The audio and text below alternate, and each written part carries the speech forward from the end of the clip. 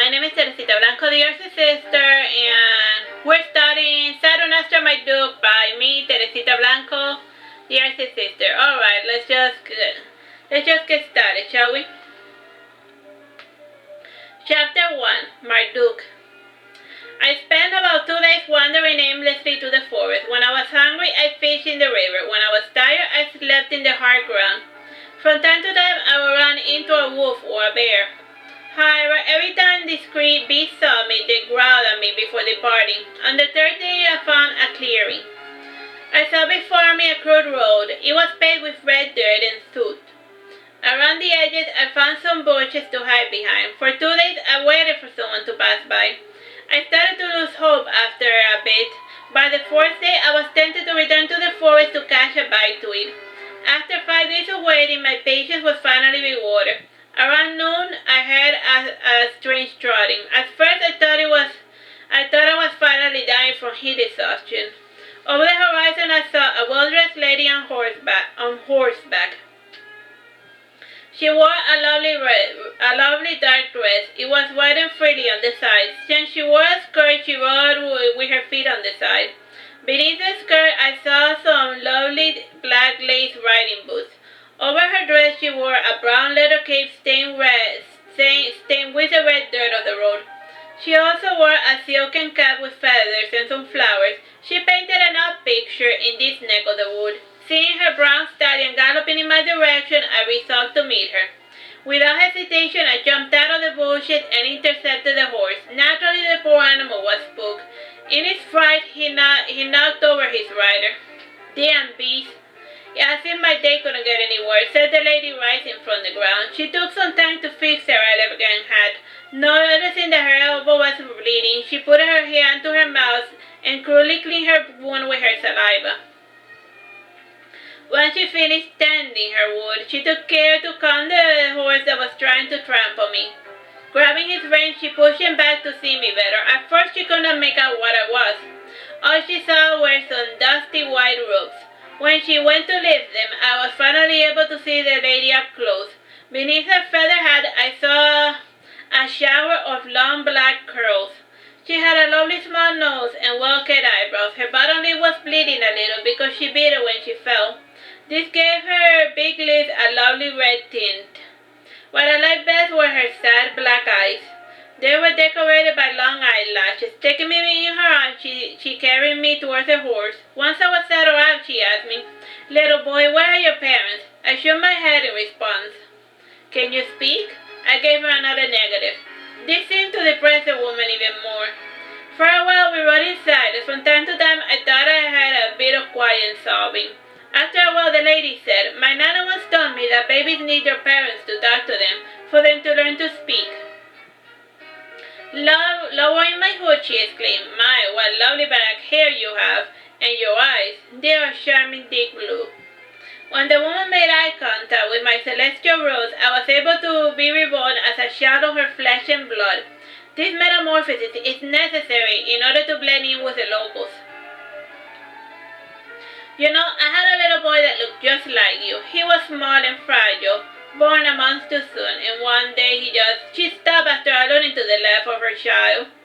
Some hours passed in silence. By nightfall, we arrived at the bridge. Below it ran a harsh, turbulent river. At least there was some clean water for us and the horse. When we arrived by the stream, the lady dismounted. She then carried me off the horse. Looking sternly, she said, "Now be a good boy and stay put. I will fetch us some firewood." Oh, you have time?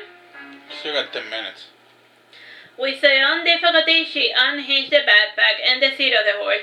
She then led the tired beast to the water and allowed it to drink. While he grazed, the lady left to look for her firewood. After 3 hours, I got bored of waiting. I went to the river and fetched water and felt the water with my tiny feet. Trembling, I took off my robes and entered a chilly depth. Feeling my way in the dark, I managed to catch 3 fishes out of the water. Once outside, I grabbed my long hair and squeezed it to get the water out. I air-dried it as best I could. A cold wind that sweat chilled me to the bone. After sneezing once, I found myself dry enough to put on my robes. Once fully dressed, I ate my fish raw and left the other 2 for the lady. After the fourth hour, the lady returned. She carried in her hand a few sticks. She placed them in the center. With trembling hands, she grabbed a few rocks from the river. She tried unsuccessfully to light a fire. Feeling sorry for her, I rose and took the rocks for her. Grabbing one of the sticks, I rubbed it over another until it lighted up. In no time, we had a decent-sized fireplace. After this incident, the lady looked at me queerly. It was as if she was stuck on a thought she could not quite grasp. While I presented the fishes to her, she dismissed that thought from her mind altogether. She took the fishes and she tried to cook them in the fire. In no time, the small flames consumed the fishes. Giving a sigh of frustration, she took out from her pack a piece of bread. She ate a piece and she offered me some. I took the piece of stale bread. Looking at it, I noticed it was starting to turn an unhealthy green. The lady noticed I was disgusted by the bread. She took the pieces and put them away. She looked at me sadly and asked if I wanted some milk. I shook my head in response. At night, she took me in my arms, and she took me in her arms, and we both quickly fell asleep. The next morning, I was awakened by the sound of galloping horses. It seemed to me as if an entire regiment was crossing the bridge. My mother too woke up with a start. Over the bridge, we saw a passing army. They all wore varied armors and weapons. Some armors were bronze, others golden. Others were armors made from parts of dragons or chimera serpent scales. What united them all were their bloodied weapons and their unflinching, bloodlust eyes. My mother was frightened by the vicious appearance of the battalion. Taking me in her arms, she fled under the bridge. Closing her eyes shut, she hugged me tightly in her chest. While she did so, she prayed, "Oh, Lara, please keep Artsy from finding me. Don't let his clutches reach me. Please spare me from the terror of death." She kept praying this over and over until the soldiers passed on. While she cowered, I mused a little over her prayer. Artsy seemed to be a deification of death. As in, dead. Once the army was beyond earshot, Mother felt brave enough to exit the bridge. She peeped cautiously outside. All the while she carried me tightly as if she was afraid to lose me. When she saw that the coast was clear, she gave a sigh of relief. Feeling herself safe, she surveyed the scenery. The place did not look so scary in the morning. Beyond the bridge was a lovely forest. The trees closer to the road were full of flowers. The ground was also paved in solid stones of varied color. It seemed quite surreal that those Doombringers had come from this direction. Before the bridge there was a screwed sign. Mother read it aloud. "Warning, better get on up ahead. Outsiders proceed with caution." Smiling, she said to herself, "I found it." In her adorable way, she set me down by the river. "Baby, wait for me. I'm going to get the horse." As she was leaving, I tried to mimic the sound she used to address herself. While she sat on the horse and her luggage, I moved my mouth to match her movement. And after an hour riding, I blurted out the word "mother." This was the first time I heard my new voice. It sounded high-pitched and whiny. Indeed, I was playing the part of a real mama's boy. This time made me blush. All the while, my mother kept hugging and kissing me as she begged me to call her mama once more. Her direction was cut short when she reached a crude wooden wall. The only entrance was assailed by two stone towers. Both were called like rocky snakes. The roof was a stylized open dragon mouth. Inside there was a snake pattern veranda. The windows around the central tower were small and dark. I could feel many eyes watching us. Shyly, Mother said, "Hello, is anyone there?" "Are you blind, woman? Of course there is someone here." Looking in the direction of the shout, we saw a boy clad in leather armor. It was perfectly crafted to fit his small size. The breastplate had so much decorations I could not make out. The kid was too high up for me to see well. On his back I noticed that he was armed with bows and arrows.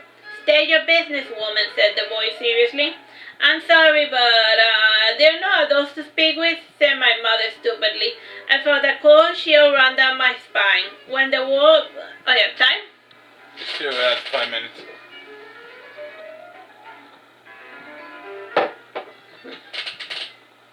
When the boy was closer to the edge, I saw his murderous blue eyes. They were barely by his cocky smile. Sitting on the edge of the high tower, the boy quietly mused for a bit. Taking off his leather helmet, he allowed his long red curls to shower his youthful face. His deathly glare had dissipated. From behind him came one of the sentries. This one was an adult. The boy gave his subordinate his helmet and weapons. He then went inside his high tower. Taking some running distance, he leaped and he landed perfectly before us. Mother was shocked at this display of strength and athleticism. Seeing her horrified, stupefied look, the boy took a bow before saying, "Ta-da!" Then he jumped off the tower, whee, before landing.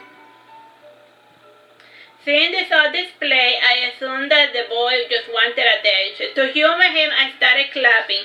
This made the boy smile even more. He then started to bow anew while saying, "Thank you, thank you, thank you." Out of the blue, a brick struck the boy in the head. He flinched at this and even cried a little. From the high tower, we heard a guy yelling, "Stop showboating." "Ouch," he said, rubbing the back of his head. "Fine, I'll be good." By now, Mother had descended from her horse. Forgetting this odd display of strength, she took out a handkerchief and she pressed it against the head of the boy. In no time, he stopped bleeding. Removing my mother's hand, the boy took some time to assess the situation. After giving it some thought, he asked, "Are you lost?" "This is Veragerung, is it not?" asked Mother. "Yes," said the boy, narrowing his eye. "Look, if I could only speak to someone in charge." I am in charge, said the boy angrily. And then he fell on the ground and started punching and thrashing about. All the while he said, "I am the one in charge." Seeing this tantrum, Mother started laughing. From within the tower, I could see the rest of the soldiers laughing as well. Eventually, someone that Mother considered an adult was in charge came to the veranda and said, "Look, lady, stop pestering the lad. If you know how much he's restraining himself, you wouldn't treat so harshly, our commander." Another soldier said, "Yes, he has killed others for lesser offense." After a few minutes that seemed like a hilarious eternity, the sentry relaxed. Clearing out the dirt from his armor, the boy said, "Lady, you should not be so quick to judge. Our ways are not your own, and according to Veragerung's rules, I am an adult. Now state your business." "I'm sorry," said Mother timidly. "I came here to meet a distant relative. I have a letter of introduction from my mother, Countess Madeleine Aphelon." "Show it to me." Mother took out the letter. It had her family crest of a serpent devouring the sun. Tearing the envelope open, the boy read through the letter. Once he was done, he placed it back inside the envelope. He returned the letter to my mother, and then he walked towards the gate. Yelling at the top of his lungs, he said, "Magos, open the gates, we have visitors." When the gate opened, he turned around and he said to his mother, "Welcome to Veragerung. I am Rudy, and I will serve as your guide and guardian during your stay. Word of warning, do not say anything, do not look at anyone, do not even smirk.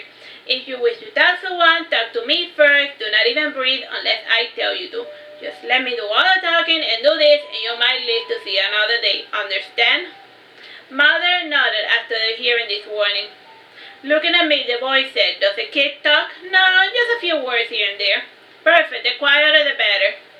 It will make him less likely to anger someone." Alright, bye-bye, and God bless.